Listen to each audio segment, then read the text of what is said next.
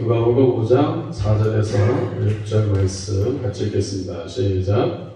말씀을 마치시고 시몬에게 이르시되 깊은 데로 가서 그물을 내려 고기를 잡으라. 시몬이 대답하여 이르되 선생님, 우리들이 밤이 새도록 수고하였으되 잡은 것이 없지만은 말씀에 의지하여 내가 그물을 내리다 하고 그렇게 하니 고기를 잡은 것이 심이 많아 그물이 찢어지는지라. 아멘. 여기서 우리가 열매 맺는 부분에 대해서 다루고 있습니다. 우리가 지난주도 말씀드렸듯이 이 열매를 맺는다 했을 때 열매는 우리가 육신적인 어떤 보여지는 것을 의미하지 않는다고 했어요. 물론 그런 것이 열매가 아니라는 것은 아닌데 주된 목적이 되어질 수 없다는 거죠.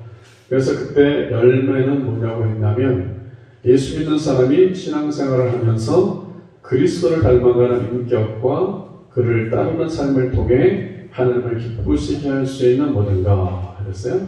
그러니까 두 가지죠. 그러니까 열매라 하면 우리가 예수를 믿고 신앙생활 하면서 우리의 성품이 예수를 닮아가는 거죠. 예수를 닮아가는 그 인격으로 변화되어지고 그리고 그렇게 변화된 나의 삶을 통해 하나님께 영광을 돌리는 그러한 기쁘시게 하는 열매가 맺혀지게 되는 것. 이것이 바로 오늘 이 성경에 말하는 포도나무의 비유에서 나오는 열매다라고 말씀드렸어요. 그래서 요복음 15장 8절에 있는 것처럼 너희가 열매를 많이 맺으면 내 아버지께서 영광을 받고 너희의 제자가 될 거야 라고 말씀한 거였습니다. 우리가 정말 열매 맺는 인생이 되기 위해서는 어디 안에 가야 된다? 예수님 안에 거해야 된다. 그래서 너희가 내 안에 내 말이 너 안에 거하면 이라고 말씀하셨어요. 그래서 우리가 예수님 안에 거할 때 비로소 열매를 맺는 인생이 된다.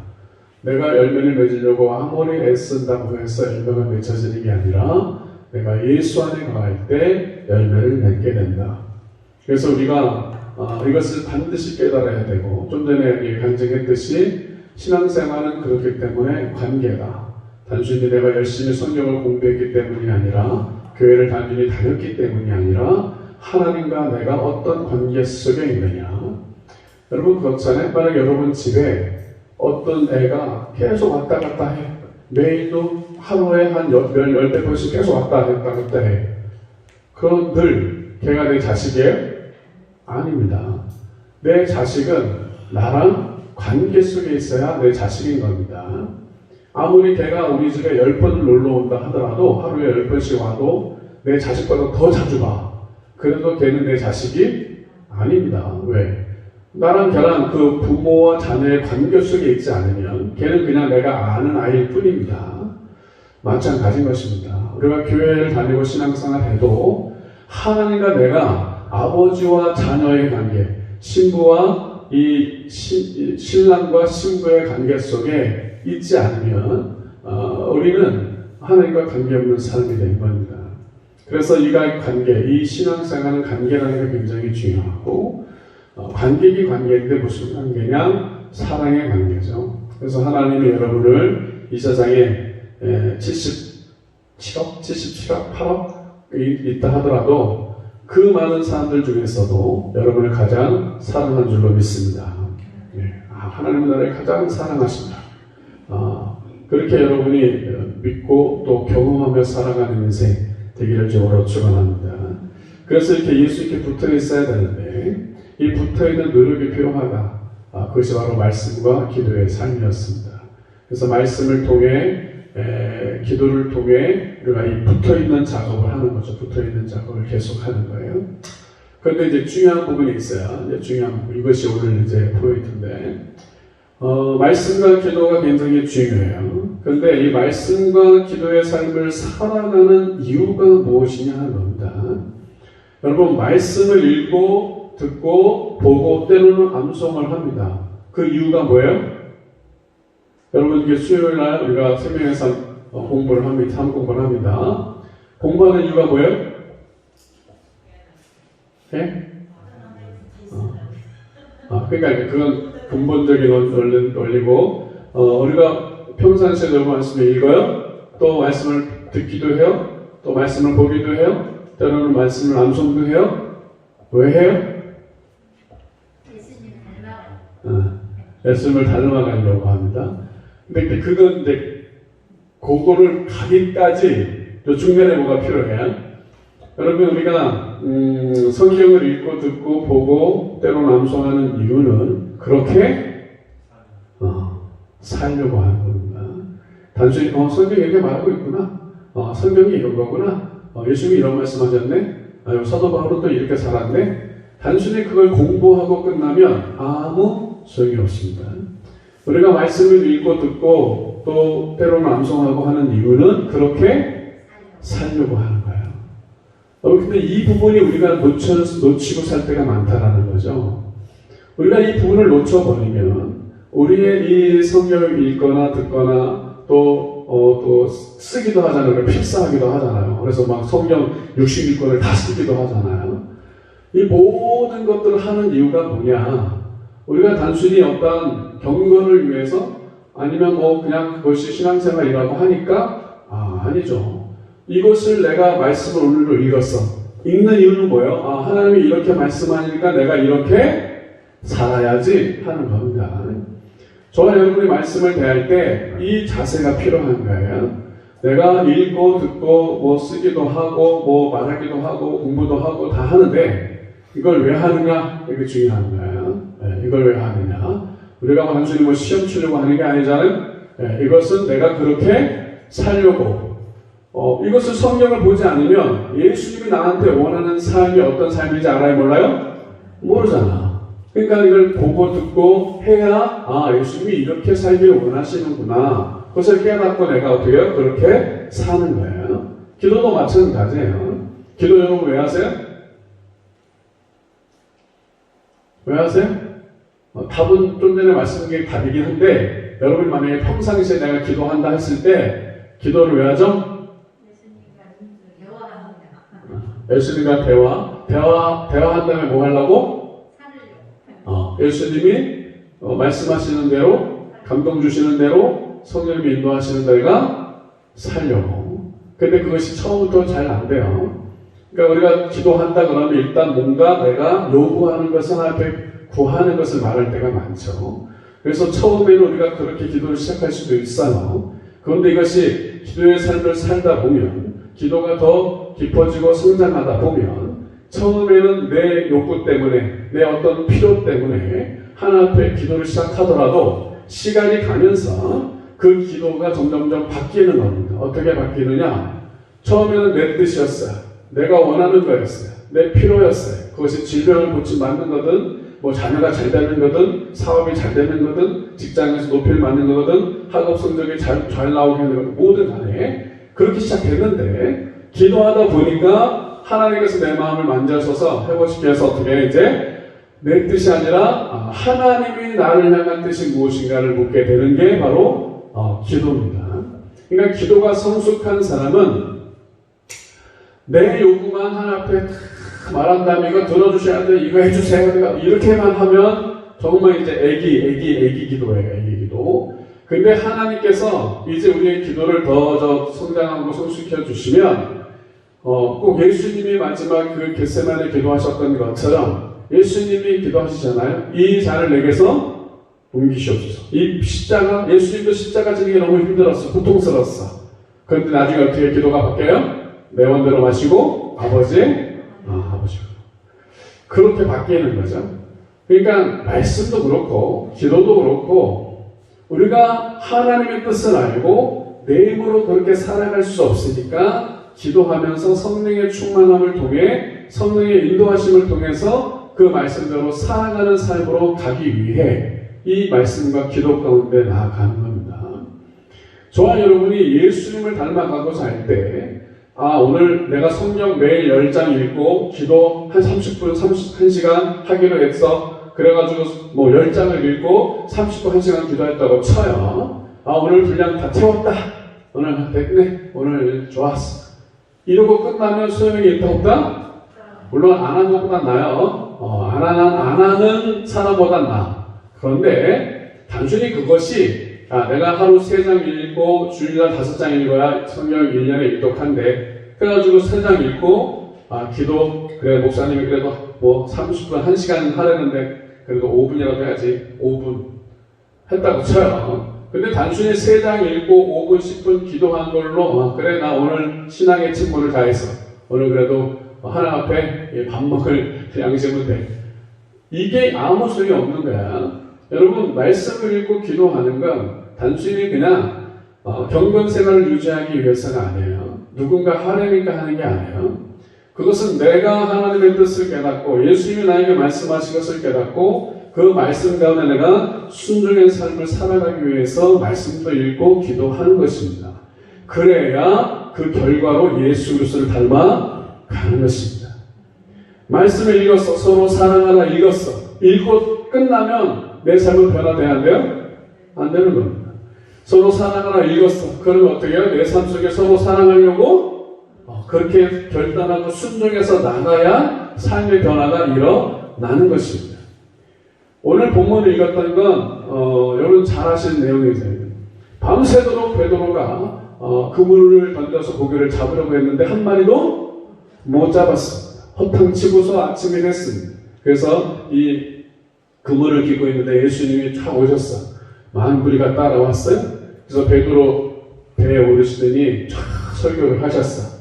말씀이 다 끝나고 나서 베드로한테 말씀하시죠. 깊은 데 가서 고기를 잡으라.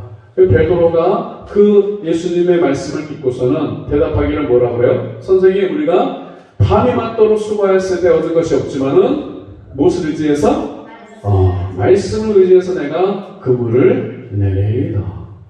그러니까 예수님이 쫙 설교하는 동안에 베드로가 뭔가 이렇게 감동이 된 것 같아요. 앞에 무슨 말씀을 했는지 잘 이게 안 나와 있는데, 쫙 설교가 한 다음에 베드로가 말씀을 딱 들으면서 이건 좀 다르다. 이 사람 뭔가 하는데 이제 뭐가 있었는데 꼭 딱 끝나더니 급한 데 가서 그물을 던지라고 하시는데 이것이 상식적으로는 고기잡이 방식으로는 맞지 않는 거였잖아요.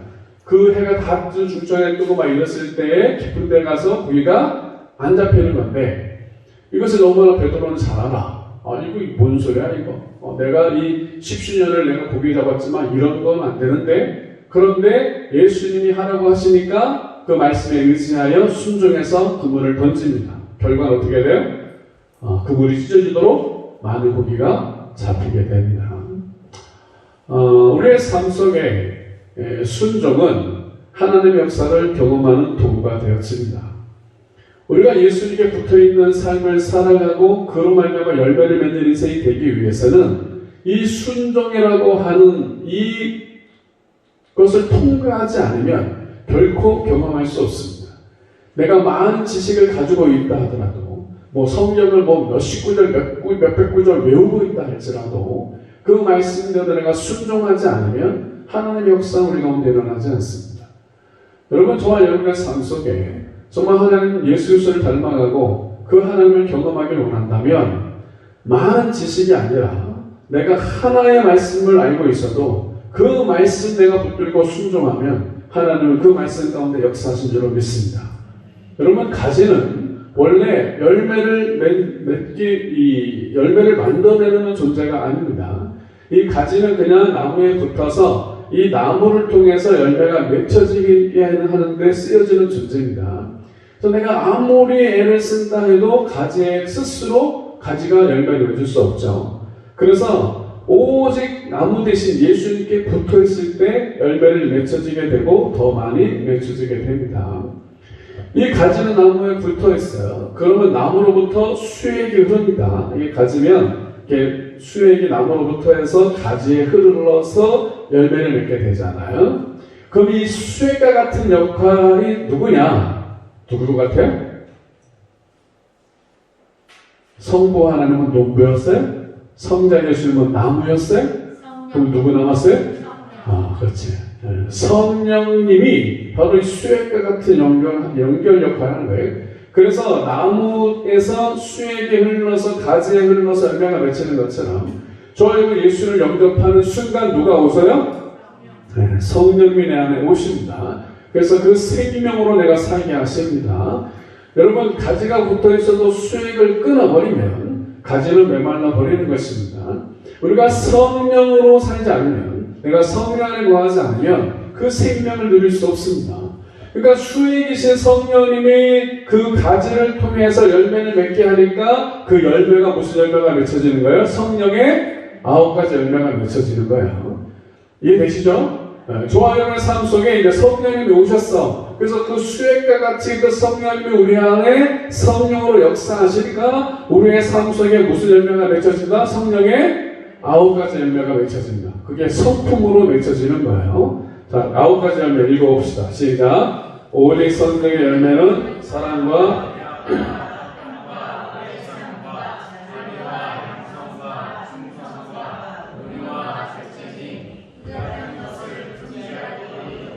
사도행전 2장에 마가다락방에 계신 분도가 모였습니다. 예수님 말씀하신 대로 열심히 기도하고 있었습니다. 약속하신 것을 기다려라. 그래서 열심히 기도하고 있었어요. 그곳에 성령이 강림하셨습니다. 그래서 각 사람에게 임하였고 성령 충만을 받았습니다. 그래서 성령 받은 이 베드로가 뻘떡 일어나가지고 예수님을 쫙 복음을 전합니다. 그랬더니 그 자리에 있었던 많은 사람들, 특별히 숫자를 3,000명이라고 기록하고 있는데 그들이 마음에 찔림을 받고 회개합니다. 그리고 우리가 어찌 알고 어떻게 해야 되냐? 회개하고 세례를 받아라. 그러면 성령을 선물로 받을 거야. 그래서 이 베드로 설교가 끝난 다음에 3,000명이 회개하고 세례를 받습니다. 여러분, 베드로는 아시는 것처럼 어부입니다. 그 전에 여러분이 아시는 것처럼 또한 예수님을 부인하고 도망쳤던 자였습니다. 두려움 가운데 무서워서 도망쳤던 베드로였는데 그가 이 성령을 받고 나서 담대히 복음을 선포합니다. 아마 스스로도 아마 놀랐을 거예요. 베드로가 말씀을 전하면서도 이게 어떻게 되는 것이냐. 말을 해. 지금 복음을 전하면서도 이게 내가 하는 게 아니야. 이게 저절로 입이 막 해가지고 막 그 복음이 선포되어지는 거야. 그리고 그 3,000명이 회개하는 역사를 보면서 베드로 스스로도 놀랐을 거고 그 120문도들 거기에는 여러분이 알고 있는 제자들과 마리아도 있지만 나머지 대다수 사람들은 이름도 모르는 사람들입니다.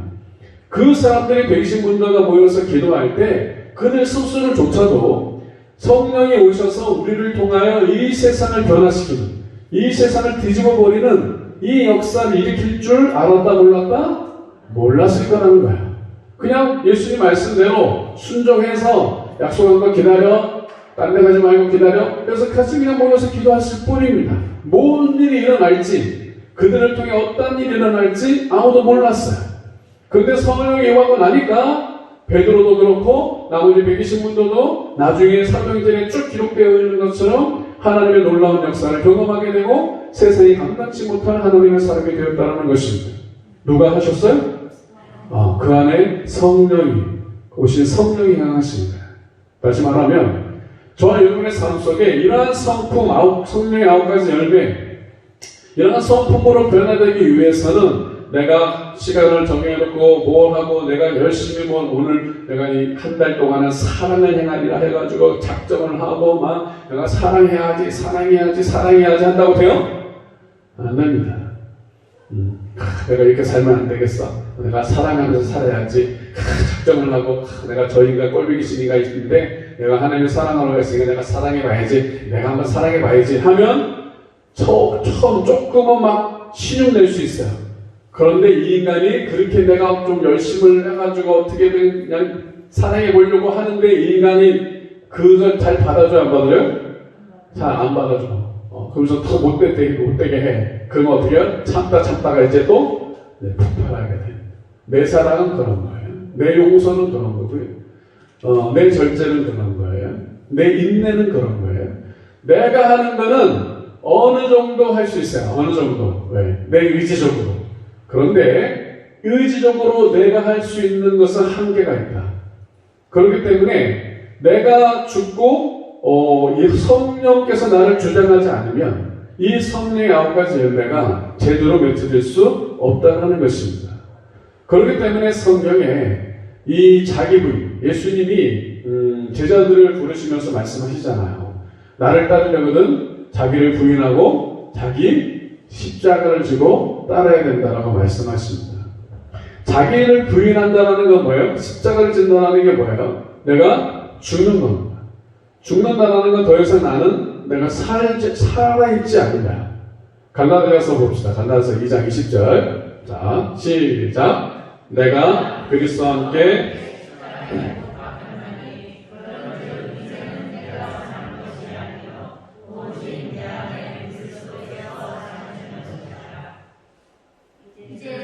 육체 가운데 사는 것은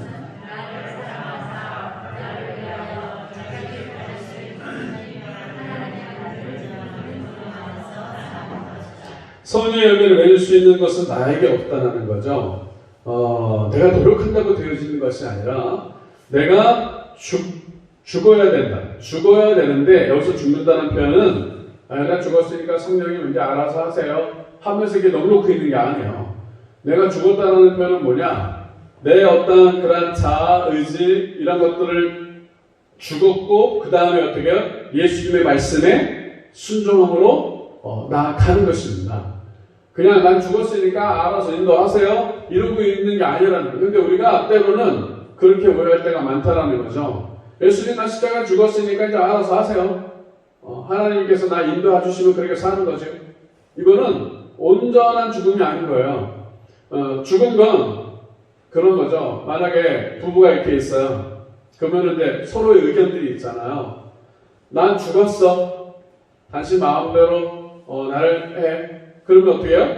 그 아내가 만약에 나한테 뭔가를 얘기했어. 그럼 난 죽었어. 알아서 해. 네가 끌고 가든지 말든지 알아서. 이거는 온전한 죽은 거야 아니에요? 뿌티는 거지. 만약에 저는 서울 가자 그러고 아내가 부산 가자 그러고 쳐요. 난 죽었어. 난 가만히 있을 테니까 뭐 부산을 끌고 가든지 안고 가든지 알아서 해. 이거는 자세가 잘못된 거야. 죽었으면 어떻게 해요? 스스로 어디 가야 돼요? 포기한 척을 가야지. 그렇지. 내가 서울 가는 곳을 내가 죽었어. 내가 그냥 죽여버렸어. 그러면 이제 아내는 부산 가자고 그랬어. 그러면 어떻게 내가 스스로 어디 가야 돼? 그래요. 내가 죽었어. 나는 이제 당신 의견 따라 부산 갑시다. 해가지고 지가 열심히 가야지. 이해됐어요? 뭔 말인지? 네. 난 죽었어 하고 방바닥에 꼭 누워가지고 알아서 데리고 가. 이거는 죽은 게 아니에요. 근데 우리가 그렇게 할 때가 많다는 거예요. 난 죽었어요. 하나님 저 사람 살아가게 해준지 말든지 알아서 하세요. 이거는 죽은 게 아니야. 어떻게 보면 신통난 거지.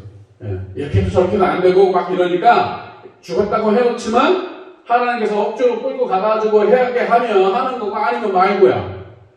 정말 죽은 것은 나는 미워 저 사람. 미운데 난 죽었어. 하나님은 사랑하라고 하셔. 그러면 난 미운데 난 죽었으니까 그 말씀에 순종해서 가서 아직도 미운 마음은 있어요. 그게 어쩔 수 없는 거야 사람은. 그런데 어떻게 해요? 주님이 하라고 하시니까 사랑의 손을 내미는 거야. 그게 순종이죠. 네. 이해되시죠? 이게 모든 9가지 열매들이 다 마찬가지인 거예요. 그냥 단순히 나는 죽었다 그래가지고 버티고 있는 게 아니라 죽었으면 내 의견이나 자아나 생각이나 목표나 계획이나 다 없어진 거야. 대신에 한 예수님의 그 말씀이 나를 가르쳐 주신 대로 내가 순종해서 가는 거죠. 그것이 진정한 죽음이고 진정한 자기 부인이라는 거예요. 저와 여러분이 이 상태까지 갈 수 있게 주님으로 축원합니다. 그래야 진정한 예수를 닮아갈 수 있는 거예요. 그것이 열매 맺는 삶이고 정말 예수 안에 거한다는 것은 바로 그겁니다. 여러분이 말씀을 읽고 또 기도도 하고 다 할 수 있어요. 그런데 말씀 읽고 기도하는 이유가 뭐냐? 그것을 내가 순종하기 위함이다. 내가 정말 믿음으로 순종하는 것이 그리스도인이 그리스도 안에서 살아가는 방법이라는 거예요. 저와 여러분이 정말 믿음으로 저 앞에 순종할 수 있기를 주님으로 축원합니다. 얼마 전에 그 지구촌교회 원로 목사이신 이동호 목사님 기사가 났어요. 아마 여러분도 보신 분들 계시겠는데 그분 둘째 아들이 미국에서 변호사로 생활하고 있었는데 대장암이 걸려서 투병하다가 지난 9일날 소천했습니다. 자식을 먼저 보내는 마음이 오죽하겠습니까? 미국에 가서 장례를 치르고 그 아들이 투병생활 하면서 거닐었던 길, 그리고 이제 집에 돌아오는 그 길, 이렇게 사모님과 노 목사님이 거닌 다음에, 이제 위로의 메시지들을 많이 이제 보내왔을 거 아니겠어요? 그래서 이제 그분들한테 이제 답을 쓴 거야. 답을 썼는데, 뭐라고 썼냐면, 그렇게 거닐 다음에 이제 들어온 다음에 쓴 거예요. 평소에 아들이 걷던 길을 사모님과 함께 거닌 후 집으로 오면서 내가 짧게 머물던 집으로 내가 아들이 너가 짧게 머물던 집으로 돌아오며 우리 다시 만날 하늘 집을 그린다. 넌 이 집으로 다시 못 오겠지만 엄마와 난 하늘 집으로 찾아가마 곧 머지않아 라고 이야기해요. 그러니까 아들이 이제 하늘나라 갔잖아요. 그래서 육신을 가지고 다시 이 집으로 올 수는 없지만 이제 너 엄마랑 나랑 이제 너가 있는 하늘나라로 갈게 곧 머지않아. 이분들도 이제 연세가 있으시니까 언젠가 가실 거 아니겠어요? 그래서 거기 가서 만나자 하시는 거예요. 근데 그 글을 쓰기 얼마 전에 이런 글을 쓰셨어요. 그리스도인이란 답을 가진 사람이 아니라 답을 모른 채로 믿음으로 앞을 향해 나아가는 사람이란 말이 마음에 들어온다. 나는 하나님이 아들을 불러가신 이유에 대한 답을 찾지 못했고 영원히 찾지 못할 듯하다. 그래도 믿음으로 나가야 할 것. 위로와 기도를 보내주신 모든 동역자들에게 감사드린다. 그리스도인이란 답을 가진 사람이 아니라 답을 모른 채로 믿음으로 앞을 향해 나아가는 사람. 그런 것 같아요. 우리가 다 답을 알고 살아가는 게 아니잖아요. 인생에 많은 일들이 일어납니다. 그런데 그리스도인 믿음의 사람은 뭐냐? 답을 알고 살아가는 인생이 아니라 답을 몰라. 답은 모르는데 믿음으로 하나님을 믿는 거죠. 그 하나님을 믿는 믿음으로 앞을 향해 나아가는 사람이다. 그분의 솔직한 고백이죠. 나는 하나님이 왜 내 자식을 먼저 데려갔는지 나는 이해 못한다. 아마 영원히 그 답을 찾지도 못할 거다. 그런데 그가 고백한 거 뭡니까? 그래도 믿음으로 나아가야 할 것이다. 이해되지 않지만 왜 먼저 불러가셨는지 이해되지 않지만 나는 그 하나님을 신뢰하기에 그 하나님을 믿음으로 나는 계속 살아가겠다라는 고백입니다. 여러분, 우리 삶 속에 우리가 이해할 수 없는 많은 일들이 일어납니다. 모든 일을 다 내가 이해할 수 있어야 신앙생활 한다? 여기 아무도 없을 겁니다. 저도 마찬가지입니다. 만약에 우리가 모든 일어나는 일들을 다 이해할 수 있어야 나 신앙생활 할 거야. 나 그래야지 예수 믿을 거야 하면 이 땅에 어느 누구도 신앙생활 할 수 있다 없다? 없습니다. 왜? 우리가 어찌 이 하나님의 섭리를 이해하고 신앙생활 하겠습니까? 한치 앞을 모르면서 살아가는 게 우리 인생 아니겠습니까? 그러나 우리는 하나님을 신뢰하며 믿음으로 살아가는 것입니다. 사랑하는 성도 여러분, 저 여러분의 삶 속에 이해되지 않은 많은 일들이 펼쳐질 때 여러분 하나님을 신뢰함으로 믿음으로 갈 수 있는 쪽으로 축원합니다. 저도 제가 한국교회 담임 목사로 올 줄 상상도 못했습니다. 하나님이 인도하시다 보니까 지금 여기 서 있습니다. 앞으로 또 어떻게 인도하실지 모르겠습니다. 여러분도 삶도 마찬가지 아닙니까? 내가 이렇게 계획했으니까 이렇게 돼야지, 그것은 자기 생각이고 그렇게 되어지는 법이 어디 있어요? 저와 여러분의 삶을 살아가면서 많은 일들을 만날 때 오늘 이동호 목사님의 고백처럼 이해할 수 없어, 답을 찾을 수 없을 수도 있어요. 그러나 하나님을 신뢰함으로 우리는 하루하루 살아가는 것입니다. 그것이 바로 믿음의 삶이고 순종의 삶이라는 것입니다. 하나님은 제자들한테 너희들 알아서 열매를 맺어 라고 말씀하지 않았다라는 겁니다. 저와 여러분을 향해서도 마찬가지. 야, 너 알아서 열매 잘 맺어야 돼? 이거 안 맺으면 그냥 혼나? 이러는 하나님이 아니시라는 겁니다. 오직 하나님은 오직 하나만 우리한테 요구하십니다. 내 안에 붙어. 나에게 붙어 있어.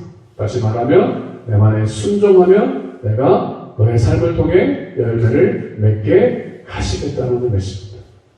사랑하는 여러분, 저희의 삶 속에 이러한 열매가 있기를 주님으로 축원합니다. 몇 대 얼만큼? 더 많이 맺는 삶. 마태복음 5장 16절에 이렇게 말합니다. 마태복음 5장 16절 시작. 이같이 너희 빛이 사람 앞에 비치게 하여 그들로 너희 착한 행실을 보고 하늘에 계신 너희 아버지께 영광을 돌리게 하라 그랬습니다.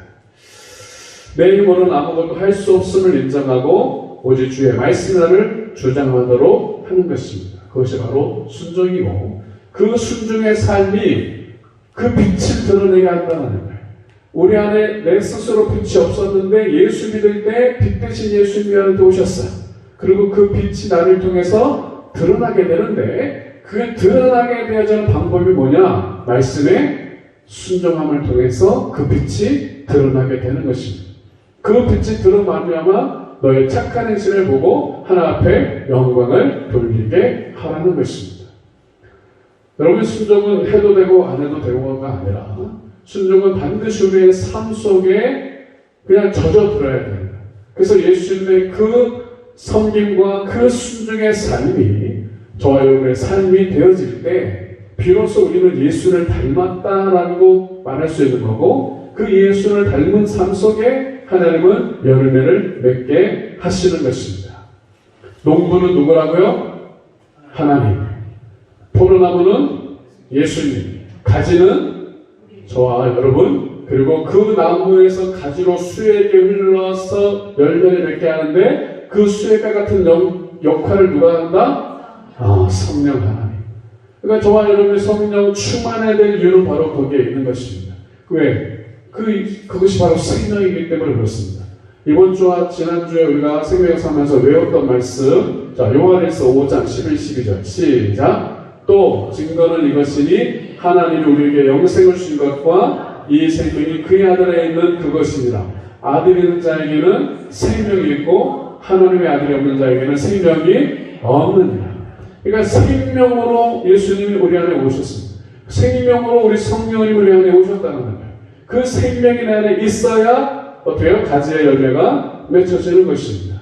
이번 주에 어떤 말씀 요한복음 5장 24절이죠. 같이 한번 해요. 시작. 내가 진실로 너에게 이르노니 내 말을 듣고 또 나 보내신 이를 믿는 자는 영생을 얻었고 심판에 이르지 아니하나니 사망에서 생명으로 옮겨내라.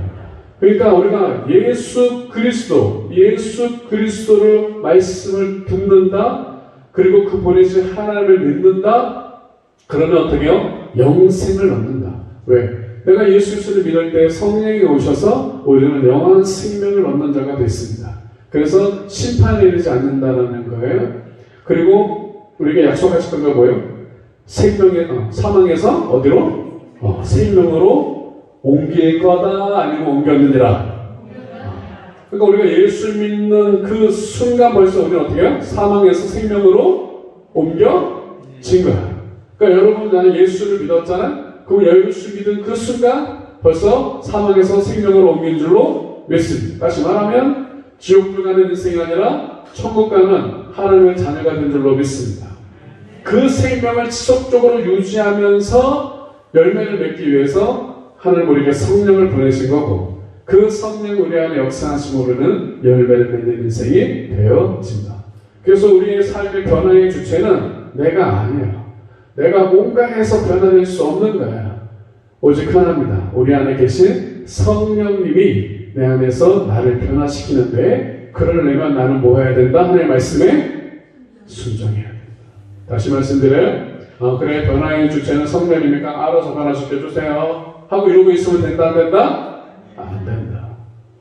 그 변화 주체는 성령님인데 성령님은 어떤 사람을 통해 역사하느냐? 그 말씀에 순종으로 나아가는 자들의 삶 속에 역사하셔서 변화되게 하는 거예요.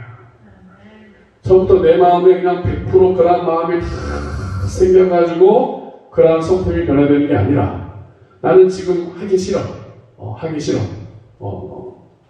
그런데 하나님이 하래.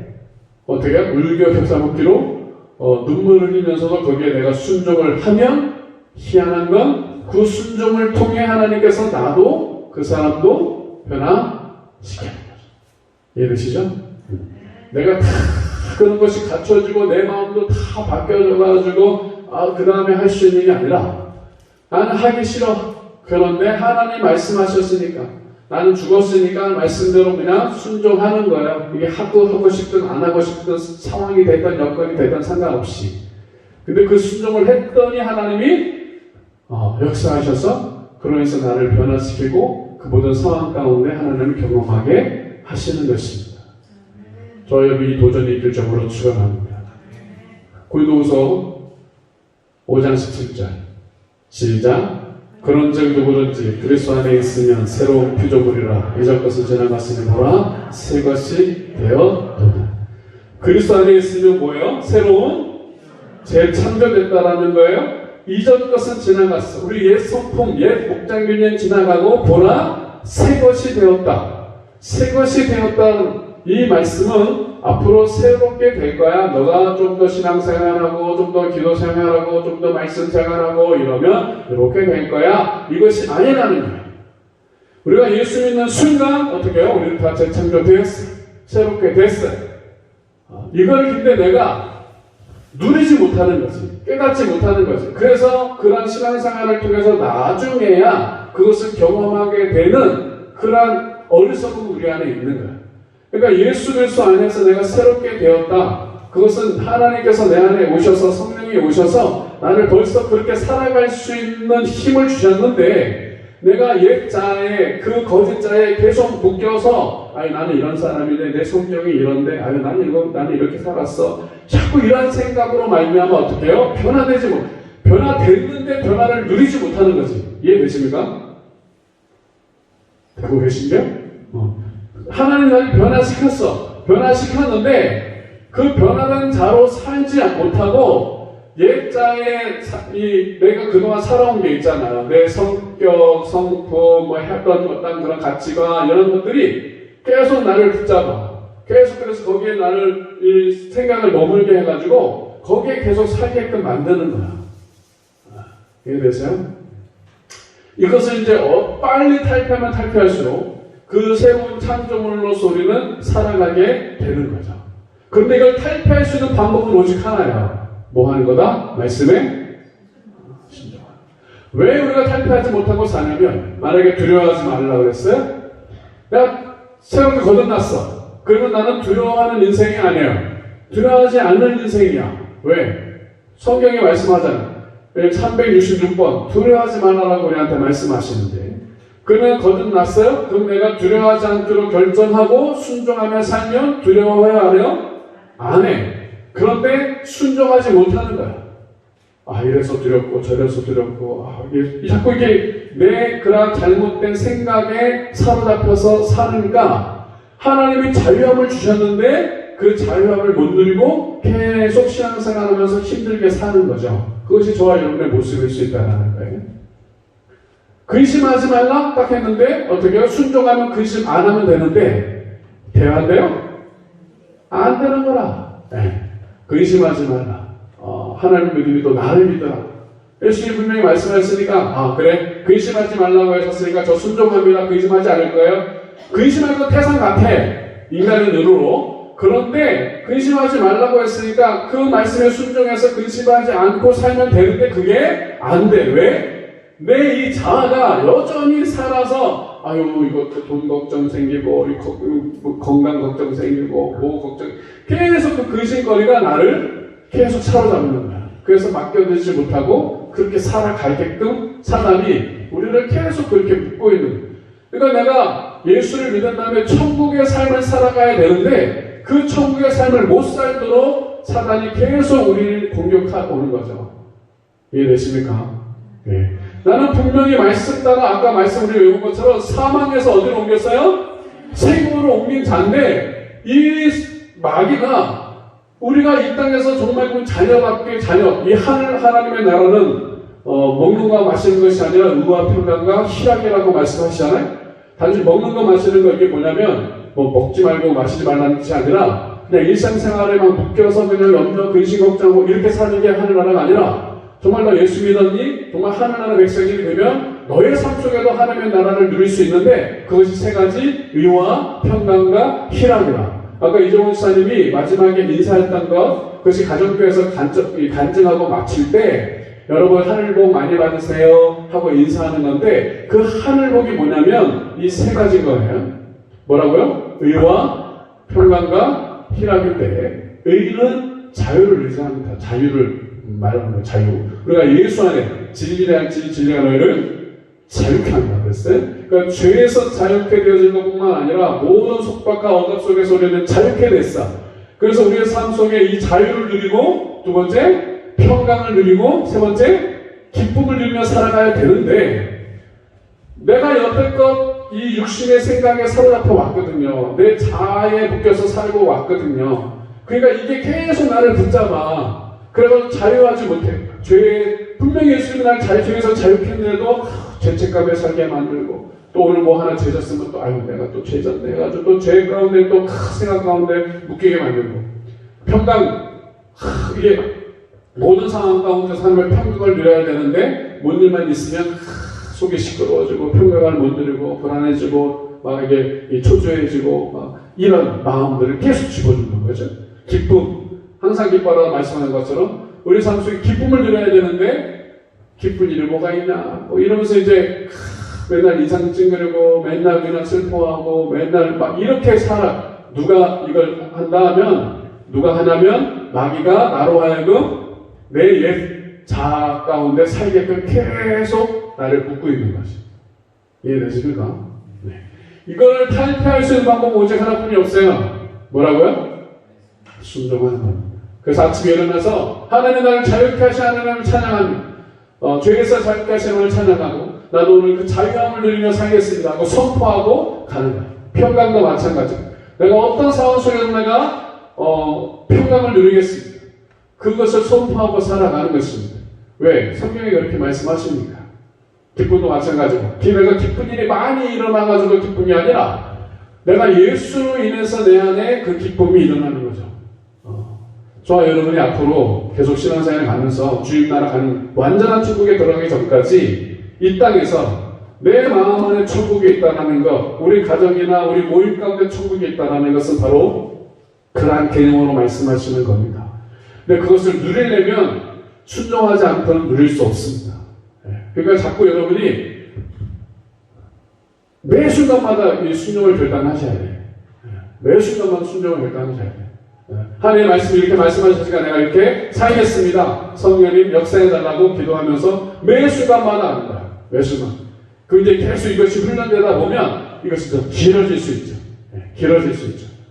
찬송 여러분, 정말 여러분 마음의 예수님을 모시고 살기 주로 축원합니다. 성령을 모시고 살기 주로 축원합니다. 정말 하나님을 믿는다면 여러분의 생각과 마음, 계획, 뜻, 자아 내려놓고 십자가에 못 박아 버리고 어떻게 해요? 예수 그리스도의 말씀에 순종하기를 결단하시길 주로 축원합니다. 그리고 성령님께 내어 맡기는 거야. 그거는 그 순종의 삶을 통해 하나님이 저와 여러분의 삶 속에 역사해 주실 줄로 믿습니다. 베드로가 그렇게 변화되면서 자기 스스로 놀라고 백이신문도가 놀라는 것처럼 여러분도 저와 여러분이 순종의 삶을 살 때 스스로 놀라게 될 겁니다. 내가 이런 일을 하네. 나를 통해 이런 일이 일어나네. 이것을 스스로 경험하게 되면 그 신앙생활이 해피해지겠어요? 슬퍼지겠어요?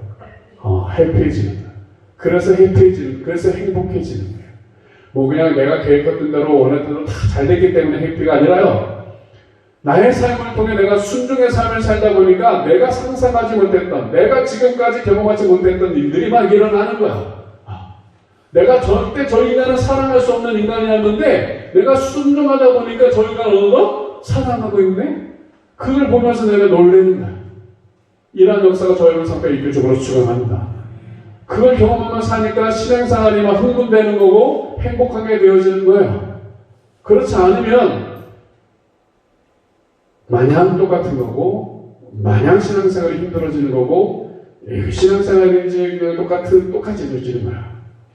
여러분, 순종, 우리가 우리 마음에 부담스러운 단어이면 분명합니다. 그러나 정말 저와 여러분이 나의 인생을 통해 하나님의 이 열매를 맺는 인생 되기 위해서 내가 순종을 결단하며 나아갈 때 하나님께서는 여러분을 도와주실 것입니다. 여러분 오늘 이 시간 돌아가시면서 또 잠깐 기도할 때 하나님 내가 순종하기를 결단합니다. 여러분 순종할 마음을 주세요. 안 되는 거야. 이런 기도하지 마세요. 순종할 마음 주세요. 평생 안 생깁니다. 순종하겠습니다. 따라해봅시다. 순종하겠습니다. 이렇게 결단하고 나가도 할까 말까인데 순종할 마음을 주세요. 이 마음에는 어떤 마음이 있는 거예요? 순종하고 싶다, 안 하고 싶다? 안 하고 싶은 마음인 거예요. 기도할 수 있게 해주세요. 기도하고 싶다, 안 하고 싶다? 안 하고 싶다는 겁니다. 전도하게 해주세요. 똑같습니다. 저와 여러분이 하나님 앞에 하겠습니다. 이 결단의 기도들, 그런 순종들이 있기를 주여 축원합니다. 그래야 하나님이 역사하시는 거예요. 앞으로의 삶 속에 우리가 정말 예수를 닮아가는 아름다운 저연의 삶이 되시기를 주로 축원합니다.